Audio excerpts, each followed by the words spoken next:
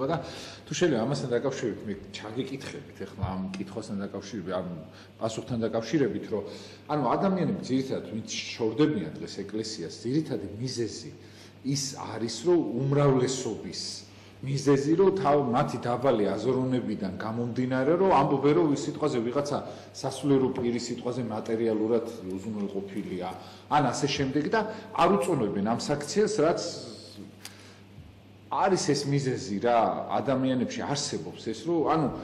ძმას რო აქვს მეტი იმის შურს ხოლმე ეხლადაც რომელიღაც სასულიერო პირს რო აქვს მეტი აუცილებლად შეშურდება რომელიც მისთვის უცხოა ხო ეხა ეს ლოგიკური არის ხა ძმას მისი შეშურდა და ეხა რა მოხდა რომ სიტყვაზე ამაში თან რა არის ისეთ გარკვეულწილად ადამიანს სუსტია ღმერთთან რომ ვერ მიდის მეუფე იყენებს იმ შემთხვევას რომ რაღაცა დიახ აი რაღაცამ გაიმართლოს თავი რაღაცით რომ აი მე იმიტომ არ მივდივარ ღმერთთან რომ აი მამაოს ყავს რაღაც მანქანა სიტყვა ეს ძალიან დაბალი აზროვნების მქონე ადამიანის თვითონ რაღაცა კითხვაც არის და თავის თავში ის აზროვნება მაგრამ ამ შემთხვევაში ჩვენ რო აი საბაბი არ მივცეთ მე შეიძლება დაიწყონ ის რომ სიტყვაზე რატო ქუდი არ გაფარია და მაგის გამო მაინც მოგდონ შარი იმიტომ რომ მას თვითონ არ უნდა რომ დაადგეს სწორ გზას და უბრალოდ აი ამას ირჩევს და ამას იყენებენ ის ადამიანები ვინც მასზე უფრო კარგად აზრობენ შედარებით და ეკლესიას პრობენ და ამ ადამიანებს იყენებენ ეკლესიის ტრებად რაც შემდეგ ძალიან სავალალო მდგომარეობით თავდება ისე ამ ადამიანებისათვის სუიციდები და რეიბით არ ამთავრებენ ეს ადამიანები ვინც ესე კრიტიკულად არიან განწყობილი ეკლესიისადმი მაგრამ ეკლესია ამ შემთხვევაში ჩვენ აზროვნები თუ არსებობს მეუფე და ჩვენც რა არის აი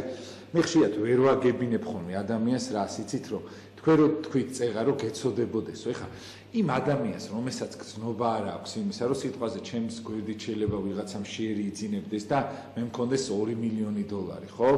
ამ შემთხვევაში ეს ადამიანი აი ყველაზე საცოდავი არის აი მეტი რაღა უნდა დაუშავდეს ხო აი მას ვერ ვაგებინებ ანუ ესენი უყურებენ რომ აი ყველაზე ბედნიერია ეს ადამიანი რომ ამას ფული აქვს რაღაცა და აი რატო უნდა კონდეს და განიკითხავენ რატო უნდა იყოს ბედნიერი სიტყვაზე თუ ამით არის ბედნიერი ხო მით უმეტეს ამდენად უბედურია ხო რომ სხვას რო ვერ ამჩნევ და შე რო ესე ცხოვრობ ხო გაჭირებულს ვერ ამჩნევ და ვერაფერი ანუ ჩვენთვის ის უფრო გაჭირებული ეკლესიური ადამიანის ხედვით ვიდრე ვიღაც გაჭირებული მართლა ის გაუსაძლესი რომელიც შეერი იძინებს იმიტომ რომ ეკლესიური ხედვა მაინც ხო ის არის როცა შე რაღაც იმდიდრეს ჩაიბღაუჭები და სხვას არ აძლევ ეს არის ეკლესიის ყველაზე დიდი გაჭირებული ადამიანი ეკლესიასათვის ითვლება ის ვინც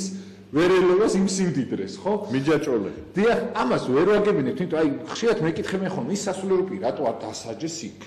აი არ ჯის იმიტომ რომ მეტი სასჯელი რაღა გინდა როცა სასულიერო პირი ესეთი სიტყვაზე შეიძლება იყოს ჭყალებში ხამის პოზიციაში რომ გახამებული რაღაცას ჩაჭიდებული ხო სიტყვაზე მეტი რაღა უნდა დასაჯოს იმას უბრალოდ დროს აძლევს რომ იქნებ ამან გამოაფხიზნოს ჩვენი პატრიარქი ამ შემთხვევაში ძალიან შემდობი არის და აი ძალიან ადამიანთ მოყვარი არის და ბევრ დიდ შანსს აძლევს ბევრ ძალიან შეიძლება ცუდ და უღირს ადამიანს და ეს საზოგადოებაში ჩანს ძალიან ცოტა მწვავეთა და ცუდათაც თითქოს და ამას იყენებენ თან ამწავებენ აბუქებენ ადიდებენ და ასე შემდეგ ამ შემთხვევაში თუ შეიძლება მე უფე აი ეს აგვიხსნა ჩვენ რომ აი შეიძლება ვიღაც ადამიანი რომელიც ჩაჭიდებული არის 2 მილიონს და 20 მილიონს ხო უფრო იმაზე გაჭირებულია ვიდრე ვიღაცა რომ შეერი იძინებს აი მას ვერ ვაგებინებ იმ ადამიანებს ხო ხდებით იმიტომ რომ ეს შეერი რო იძინებს ეს ქემაიც მაღალი ღირსების ადამიანი არის და ის რო ესეთი დახამებული ის თან ხო არ წაიღებს ამ ყველაფერს ამ შემთხვევაში ბოდიშვერტით გამიგზელდა მაგრამ აი თქვენთვის რატო აი როდის ყოფილა მისაღები ისო სიტყვის ნებისმიერ სასულიერო პირზე თუნდაც უთქვან თქვენთვის რომ ესეთია და უბრალოდ გეცოდებათ აი მეტი რაღა უნდა ვფიქროთ რა ამ შემთხვევაში ხო არის ხო ეს მომენტი ხო ეს აბკოლებს ბევრ ადამიანს მაგრამ აი ეს ხედვა არა აქვს რომ გაითვალისწინო რომ შეიძლება ეს კი ესე არის მაგრამ მეტი აი ამაზე მეტი რაღა უნდა მოვიდეს ადამიანი რისთვის გაჩნდა და რას ეწირება ან რა გახდა მისთვის თავარი მე მინდა ჩვენს საზოგადოებას აი უთხრა ერთი რამ რომ დღეს ეკლესიის წევრის ჯვარი არის ძალიან მძიმე მე ვამბობ ნებისმიერი პიროვნება იქნება ეს სასულიერო თუ საერო პირი ანუ ეკლესიის წევრი არა ნომინალური ან არა მხოლოდ მონათლობით არამედ წევრი რომელიც თქვათ აი ცდილობს ქრისტიანული ცხოვრების წესი აღასრულოს ეს არის ლოცვა ეს არის მარხვა, ეს არის აღსარება, ზიარება და უამრავი რამ ქველმოქმედება, ზრუნვა, ასე ვთქვათ, აღშენებლობაზე, სხვადასხვა სიწმინდეების თაყვანისცემაზე, გაჭირვებული ადამიანების მიმართ ყურადღებაზე. ეს ძალიან დიდი თუ შეიძლება ასპარეზი აქვს ქრისტიანს მოღვაწეობის და ვალდებულებები ძალიან ბევრია, კაი დღევანდელი სახარება. გაუგანწირვა თუნდაც, უამრავი გაუგანწირვა და ძალიან სულ მუდამ უნდა გახსოვდეს შენ გვერდზე მყოფი ადამიანი და ზრუნავდე მას. და სასულიერო პირის ჯვარი გაცილებით უფრო მძიმეა. იმიტომ რომ არის ასეთი, ასე ვთქვათ, თუ შეიძლება ითქვას ეს მისტიური ასეთი მდგომარეობა, როდესაც ღვთისმსახური მოძღვარი ლოცულობს თავისი მრევლისთვის, აძლევს მას შენდობას, ის ამ მრევლის, ასე ვთქვათ, ტვირთს ატარებს, მის სოდვების ტვირთს ატარებს, საკუთარ ჯვართან ერთად მათ ჯვარსაც ატარებს. ძალიან მძიმეა სასულიერო პირის ჯვარი. ძალიან მძიმეა. და მოდით ახლა შევხედოთ მეორე მხარეს. დღეს თანამედროვე საზოგადოებაც გაუბედავად მიდის ეკლესიაში. და ვინც მიდის, ისიც რომ თქვათ არ მოხდეს მათი ღვთისმსახურების გზაზე დაყენება, წარმოიდგინეთ, რომ ჩვენი აი იმ უღმერთობის ვითარებაში, როდესაც სულ ყველგან ლაპარაკია რაღაცა წმენისადმი საწინააღმდეგო ვრცელდება, ასე ვთქვათ, შეხედულებები, განსაკუთრებით აი დამოუკიდებლობის აღდგენის შემდეგ საზღვრები გაიხსნა და ძალიან ბევრი სხვა სამხედველობის რელიგიური თუ არარელიგიური ჯგუფები შემოდიოდნენ და ისეთ ეკლესია მაინც რომ მოქმედებდა სოფელში, ის სოფელი მეტნაკლებად დაცული იყო. ეხლა ეს რიცხვი სამღვდელოების უცებ მაღალი ხარისხის ვერ შეიქმნებოდა. იყო ჩვეულებრივი აი ჩვენი საზოგადოებიდან მოსული ადამიანები და ბუნებრივია რომ როდესაც ისინი ლოცულობენ ერისთვის, ეს ჯვარი ძალიან მძიმეა. ეს ჯვარი ძალიან მძიმეა და მე მინდა უთხრა საზოგადოებას, რომ შეიძლება ზოგიერთ სასულიერო პირის შეცდომის მიზეზი და დაცემის და ეს უძლურების მიზეზი ის არის, რომ ვეღარ უძლებს ამ ხელატვირთს, ის ამ საზოგადოების ტვირთსაც ატარებს. და შესაბამისად საზოგადოებამ უნდა თვითონაც შეუსუმუქოს მოძღვარს ეს თვითონაც უნდა მივიდეს ეკლესიაში. აი თელმა ერმა უნდა ატაროს ეს საერთო ჯვარი და მარტო ღვთისმსახურებზე არ უნდა იყოს. აი ახლა აი ესეთი მაგალითი რომ მოვიყვანოთ. ყველა ქრისტიანი მით უმეტეს სასულიერო პირი იბრძვიან უხილავ ბოროტ ძალასთან. და მამ ბრძოლაში ზოგი შეიძლება დაიჭრას, ზოგი შეიძლება დაიღალოს, ზოგი შეიძლება რაღაცა ვერ გაუძლოს ამ დატვირთვას და ცოტა ესე იგი განერიდოს ამ ბრძოლას და ზოგიერთები აი ეს ქრისტიანები ვთქვათ, საერთოდ არ მონაწილეობენ ამ ბრძოლაში. შორიდან უყურებენ ამ ბრძოლას და იწყება ესე იგი შეფასება. აი იმან გაიმარჯვა, ეს დამარცხდა, ეს კარგი მებრძოლია, ეს შენ საერთოდ არ იბრძვი. ანუ აი წარმოიდგინეთ, საქართველოს ტერი შემოესია, ასეც იყო ჩვენს ისტორიაში, არაერთი მაგალითი ყოფილა. და რაღაცა მცირე ნაწილი იბრძვის და დიდი ნაწილი ესე იგი სეირს უყურებს და ამბობს რომ ამან კარგად იბრძოლა, ცუდად იბრძოლა და სინამდვილეში შენ საერთოდ არ იბრძვი. შენ საერთოდ მიატოვე ბრძოლის ვერ და ის რომ ის ან თქვა დამარცხდა, ან რაღაცა თუნდაც რაღაც არასწორად არა ღირსეულად მოიქცა, ის ქემაინც იბრძოდა, გასული იყო ბრძოლის ველზე და რა უფლება გაქვს შენ რომ აქედან უყურებ და მას აფასებ. აი ეს არის ძალიან უცნაური და ამიტომ მე მინდა უთხრა საზოგადოებას რომ დედა ეკლესიის წიაღში ყველა უნდა იყოს ჩართული. ეს პასუხისგებლობა ყველამ უნდა აიღოს. ჩვენ რომ მოვინათლეთ და ვართ მართლმადიდებლები, ჩვენ თქვით რომ შეუდგებით ქრისტესა, აღვასრულებთ მის ცნებებს და ეხლა იმის გამო რომ ჩვენ რაღაცნაირად გვიჭირს აი ამ პასუხისგებლობის აღება იმის მაგერად რომ თქვათ რომ ჩვენი უძლურებაა და გვაპატიე უფალო გვაპატიე ჩვენ თავს ვიმართლებთ და ვცდილობთ რომ აი ვიღაცა ცუდად მოიქცა და აი იმ ასეთ მოდელთან მე არ მივალ ასეთ ესე ვთქვათ სასულიერო პირთან რა საქმე მაქვს და ამ დროს ის სასულიერო პირი შეიძლება იმიტომ დაეცა რომ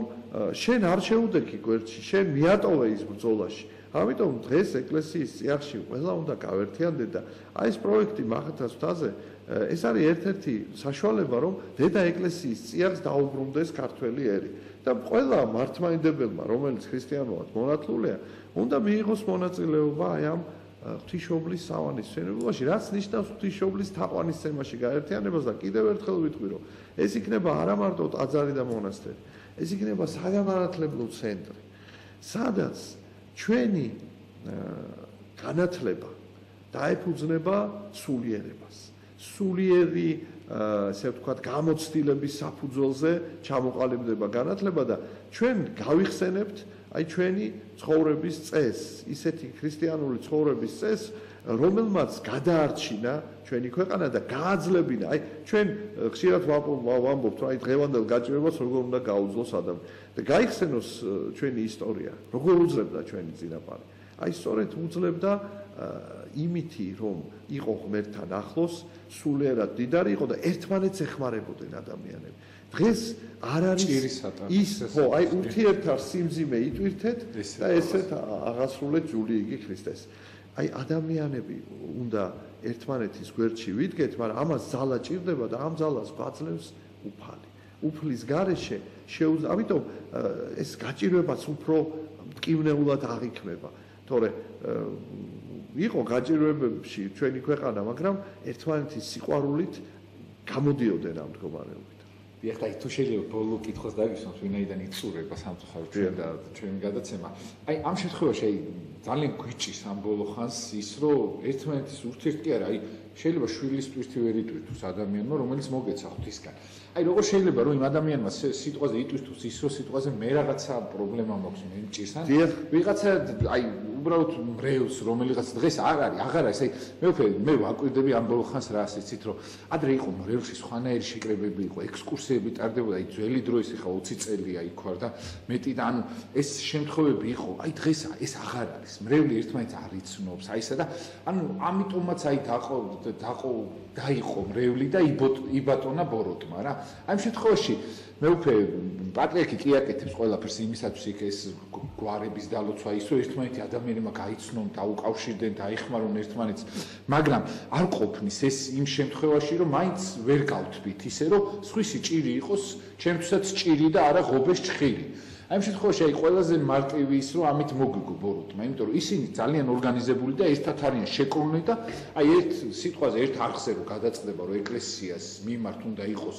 მიზანმიმართული რაღაცა ბრძოლა ყველა არხზე ანალოგიური რეპორტაჟები მზადდება ხოლმე და მაგრა ბომბავენ ერთგან აცდები მეორეგან მაინც ნახავ იმ უბედურებას რასაც ამზადებენ ისევ თავისთვის ეკლესიას ვერაფერს ვერ დააკლებენ მაგრამ მაინც ეს ცუდი ადამიანები რომლებიც არიან მტრები ეკლესიის და ძალიან ორგანიზებულად მოქმედებენ და ეს კიდე მოქმედებს კიდე ხალხზე ხო ძალიან იმას ქმნის აი ადამიანების ტვინებში ძალიან შეიჭრენ აი ამ შემთხვევაში მე უკვე როგორ უნდა იყოს ჩემთვის ის რომ აი დღეს რომ მე ტელევიზორში ადამიანზე ცუც მეუნებიან აი ყველაზე გაუცხოვება რაც მოხდა და ყველაზე დიდად რამაც დამაშორა ღმერთს რომ ეს ჩემთვის უკვე აღარაფერი აღარ არის და ჩემი პიროვნული ტკივილი საერთოდ არ არის მე კაცო იმდენი დარდი მაქვს ეხლა ამას უყურო სიტყვაზე პრობლემა არ არის და შეიძლება ჩემს იყოს პირიქით ხალისი აი ნახე როგორებია მე იმიტომ არ დავდები 5 წელი ეკლესიაში ნახე რა მღდელი ეხლა მე იქ რა მინდა და ანუ ადამიანის სუდით მე ვხარობ ფაქტიურად და ვიკმაყოფილებ რაღაც ჩემ არასწორ გრძნობებს. ამ შემთხვევაში თუ შეიძლება როგორ უნდა იყოს აი ყველაზე დიდი ტკივილი რაც არის საქართველოსი ის რომ ერთმანეთს ადამიანებს აღარ ის გათიშულო. აი დედაზგებს ხანახან ხდება ხოლმე ხა არ უნდა იმას მიქნო მაგრამ აი ხანახან გამოიხედები და მარტო ხარ საერთოდ რა ადამიანი და თან ის ადამიანი რომელიც აი ძალიან ბევრი მეგობარი ყავს და ძალიან ბევრი ვითომ აი ესეთი რაღაც ტაშკი კრავს და რაღაცა და გამოიხედები და მარტო რჩები და ვის უთხრა შენი ტკივილი ეგეც აღარ იცი რა და გადაიჭედა ამ ესეთი ადამიანები საქართველოს. ბოდიშით რა აი ამას რომ ვამბობ რომ როგორ უნდა გავითავისოთ სხვისი ჭირი. ამ შემთხვევაში. აუცილებლად ეს არის პირდაპირ ცნება ურთიერთარ სიმძიმე იტვირთეთ და ესრეთ აღასრულეთ ჯული იგრი ქრისტესი. და ადამიანები ფიქრობენ საკუთარი პრობლემის მოგვარებაზე და ფიქრობენ რომ თუ ისინი დროს დაუთმობენ სხვის პრობლემას საკუთარ პრობლემის მოგვარებაში ხელი შეეშლათ. პირიქით არის. რაც უფრო მეტად შენ განიცდი შენი ახლობლის გასაჭირს და ძალისაებ შენის აქ არ არის ლაპარაკი რომ ნუ საერთოდ შენი პრობლემაზე არ დაფიქრდე და მარტო სხვაზე იფიქრო. აი რაღაცნაირად უთანაგზნო მეორე ადამიანს ეს არის უზარმაზარი ესე იგი ძალა ჯერ ის ადამიანი გამხრევდება და შენ მდიდრდები. აი პავლე მოციქულს აქვს ასეთი სიტყვები რომ მაცხოვარი ამბობსო ეს სახარებაში არ წერია მაგრამ ეთყობა მაცხოვარის ბევრი სიტყვა არ შევიდა და მან იცოდა ეს სიტყვები მაცხოვრის რომ უფრო დიდი ნეტარება გაცემა ვიდრე მიღება და ეს არაჩვეულებრივად თქვა შოთა რუსთავმა რასაც გასცემ შენია რაც არა დაგარო ადამიანი ეს არის ღვთის შვილი ადამიანი უნდა ემსგავსებოდეს უფალს უფალი ესე იგი არის სიყვარულის გამცემი. იგი სულ გვანიჭებს სიყვარულს. ამიტომ ჩვენ უნდა მივემსგავსოთ უფალს და გავცეთ სიყვარული და მე ესეთი რჩევას მივცემ ჩვენ საზოგადოებას. როცა გვიჭირს, უნდა დავიწყოთ სიკეთის კეთება. აი უნდა თუნდაც აი სულ აი მცირედი აი ჩვენ გვერდზე ვიღაცა ადამიანს რო უჭირს, მივიდეთ და რაღაცნაირად თუნდაც აი ფიქრითაც კი რო უთანაგზნოთ, თუნდაც ლოცვა რო ვთქვათ მისთვის, რაღაცა ტკბილი სიტყვა რო ვთქვათ, აქ მარტო მატერიალურზე არ არის ლაპარაკი. აქ არის თანაგზნობას. ის კი არა ზოგჯერ შეიძლება ადამიანს ფული მიცე, აჩუქო, მაგრამ აი გულში თქვა რომ რაღაცა აი უგულოიშორო, ხო, რა რაღაცა რომ არა, თანაგზნობაა საჭირო. თანაგზნობაა და ერთ რამეს ვიტყვი, თანაგზნობის ძალაც აღარ არის. და ეს ძალა დაიშრიდა. როგორც მე ვამბობ, რომ სულიერი ენერგია იშრიტება ღმერთთან დაცილების შედეგად და განახლება ხდება სწორედ სულიწმინდის მადლთან შეხებით, აღსარებით და ზიარებით, ლოცვით და მარხვით. აი ამიტომ ეს დიდი მარხვა ჩვენმა ერმა უნდა შეინახოს. ძალისაებთვის ისა ზოგს შეუძლია, ზოგს არ შეუძლია, როგორც შეუძლია მივიდეს მოძღვრებთან თანდათან რაღაცა ნაწილობრივ მაინც შეინახოს, ვისაც სრულად არ შეუძლია. რაც თავარი აღსარება უნდა თქვას და მოემზადოს აღდგომისათვის. აი ამ აღდგომას ჩვენ, როდესაც შევხვდებით მომზადებულნი, ჩვენი საზოგადოება მერე ესე იგი უფრო მომზადებული შეხვდება ღვთისმშობლის აი ამ წილხთომილობის დღეს, რომელიც 12 მაისს იქნება. ფაქტობრივად 2 კვირის შემდეგ აღდგომიდან, თუ 3 კვირის შემდეგ. და ეს არის ძალიან დიდი მოვლენა და აი ამის სასწოებაა საჭირო რომ ღვთის გარეშე, სიყვარულის გარეშე ჩვენი პრობლემები არ დაიძლება. პირიქით, მარტო თუ ვიქნებით, უფრო და უფრო დავსუსტებით და ჩვენ უნდა ვაღიაროთ რომ დღეს ჩვენი თანაგზნობის უნარი შესუსტებულია. ჩვენ გვიჭირს ერთმანეთის სიმძიმის ტვირთვა და გვიჭირს იმიტომ რომ ის ენერგია ღვთაებრივი რომელიც ადამიანს ამის ძალას აძლევს, ჩვენ ვართ მას დაცილებული. აი ეს არის თავი და თავი. ადამიანი უნდა დაუბრუნდეს სიცოცხლის წყაროს. ნახეთ რას ამბობს უფალი სახარებაში.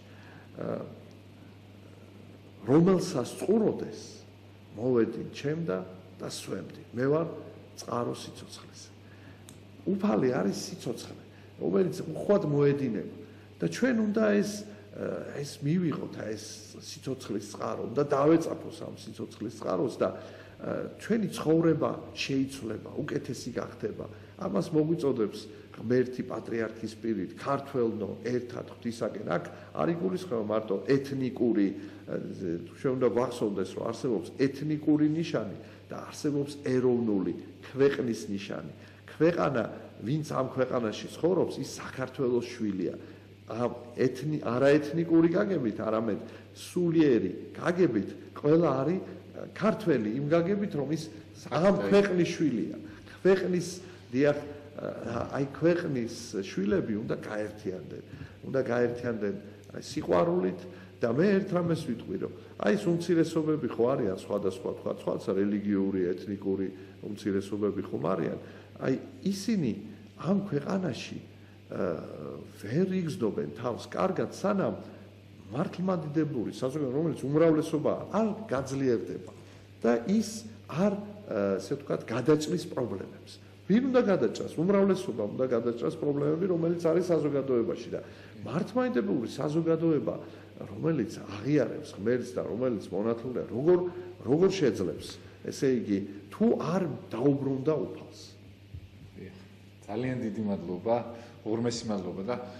რაც კი სიხარული არის ყველაფერი ქართულ მართლმადიდებლურ ეკლესიაში ვნახე და არის ნამდვილად აქ და იმიტომაც ვართ ეს და უღრმეს მადლობას მოგახსენეთ მე უკვე მობრძანებისათვის და რა ვიცი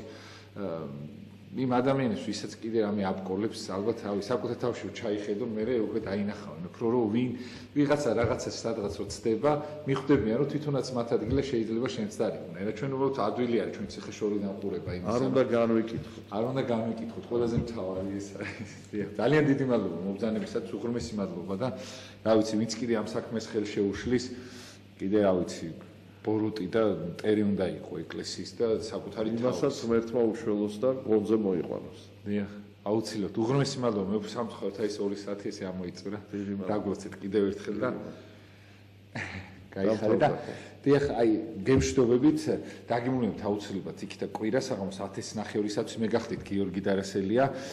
მეუფე დანიელი გახდა ჩვენი სტუმარი მიტროპოლიტი, რომელიც არის ძალიან გვახარებს და აუცილებლად მოგიწვევთ 12 მაისისათვისაც, აი ამ დღესასწაულის წინ თუ დაგვდეთ პატივს, აუცილებლად ამ ღვთისმშობლის ამ დიდ დღესასწაულთან